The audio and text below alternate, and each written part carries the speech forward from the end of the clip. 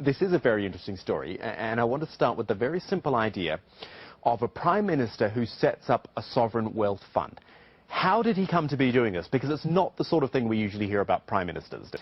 If a Prime Minister is so heavily involved and is actually the chairman of the advisory board, then how much faith can we actually have in this investigation process?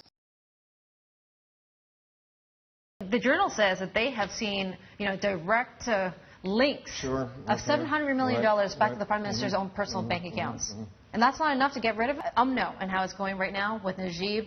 Again, another scandal involving the Prime Minister. We won't even talk about the first one, which related back to a female death and submarine sales, etc., etc. Yes, that's right. Are you saying to me that they are willing to tolerate this, even though it actually hurts their credibility and also threatens their one-party? A shocking development, and allegations for the first time directly linking the Prime Minister to the 1MDB scandal. Now, the Attorney General's office has confirmed it's seen documents related to the alleged transfer of funds. Following allegations that Prime Minister Najib Razak received nearly $700 million in public funds. However, it did not reveal the identities of the account holders. Meanwhile, Malaysia's former leader Mahathir Mohamad has called on the Prime Minister Najib to show public proof that his assets are legal.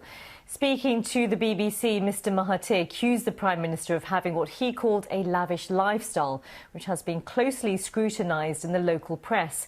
We asked the Prime Minister's office to respond to Mr Mahathir's comments on these allegations, but they declined. Well, the FBI has opened an investigation into allegations of money laundering related to the Malaysian State Investment Fund, 1MDB. The scope of the investigation is not yet clear, but it is the latest in a series of international investigations related to the fund. 1MDB was set up by the Prime Minister Najib Razak in 2009 to help drive the economy. It is now having difficulty repaying more than $11 billion of debt, and he faces accusations of personally accumulating up to $700 million through the fund.